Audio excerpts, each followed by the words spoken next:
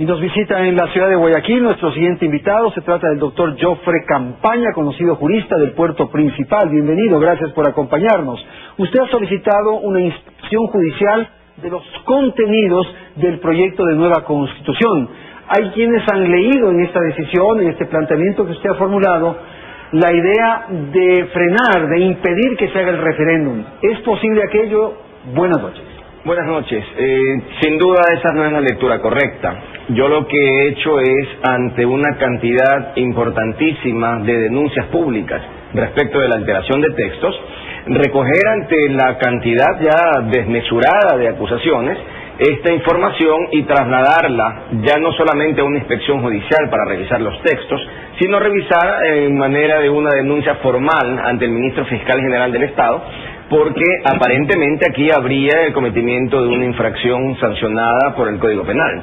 Fíjese usted que hay numerosas declaraciones, incluso de algún asambleísta como el señor Jorge Zarango, muchas otras, reportes del diario El Universo, algo que es muy importante el día de hoy que se ha hecho público, unos informes de la Fundación Konrad Adenauer, que demuestran claramente que esa alteración de textos se produjo, y se confirma justamente con las declaraciones de los propios miembros de la Comisión de Redacción, que extralimitándose en las funciones que tenían asignadas de acuerdo con el artículo 4 del reglamento modificado, incluso admitieron, en un país que reclama tanta soberanía, admitieron que los textos finalmente fueron corregidos por un profesor de la Universidad de Girona de España, lo cual pues es lamentable, porque ya no siquiera que los textos se alteraron aquí en el Ecuador, sino que fíjese usted lo paradójico de esto: los textos se alteraron por recomendaciones de expertos aparentemente españoles en un país que reclama soberanía. Creo que las contradicciones son enormes. Ahora, doctor, pero si es que se puede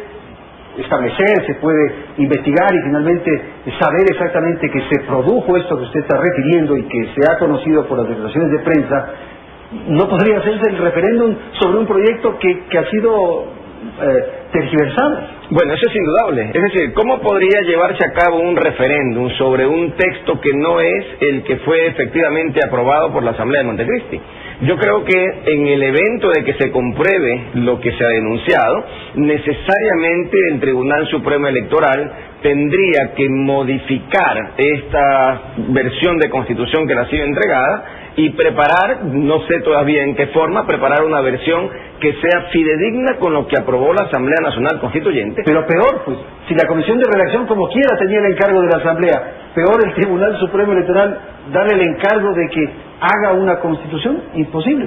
No, lo que ocurre es que si hay alteración de textos y se logra verificar y confirmar cuáles son los textos oficiales aprobados por la Asamblea, debería en ese momento poder realizarse un referéndum. Lo cierto es que hay algo muy claro.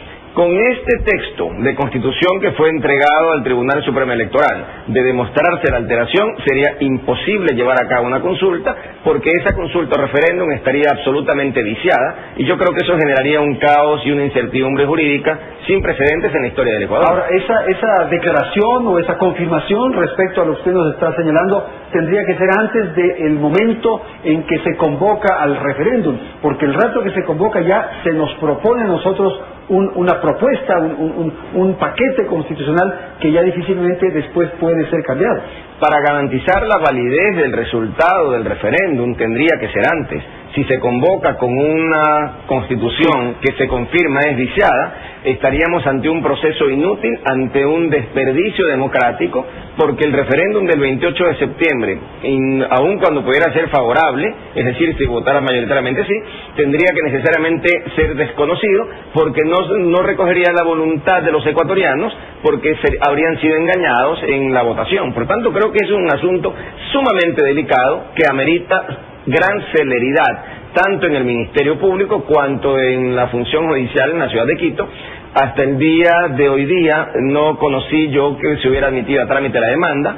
Presenté el día viernes un escrito insistiendo en esa admisión a trámite, y lo que creo que es urgente en este momento es la celeridad en la función judicial y en el Ministerio Público. Pero me parece que es una causa perdida, porque la fuerza es de tal magnitud que ya una iniciativa de este orden para parar todo lo que se ha hecho, todo lo que se ha avanzado, va a ser muy difícil. Es que no se trata de ganar o perder causas, se trata de cómo garantizar un sistema democrático transparente. Y yo creo que si se verifica que este proceso no es transparente, si se confirmara la alteración de textos, no se ha ganado ni ha perdido una causa. Lo que se ha hecho es simplemente propiciar, transparentar un proceso que debe ser democrático en toda su esencia y no a partir de subterfugios o mecanismos para torcer en definitiva una intencionalidad de los asambleístas, buena o mala, pero creo que se torcería con estas alteraciones indebidas.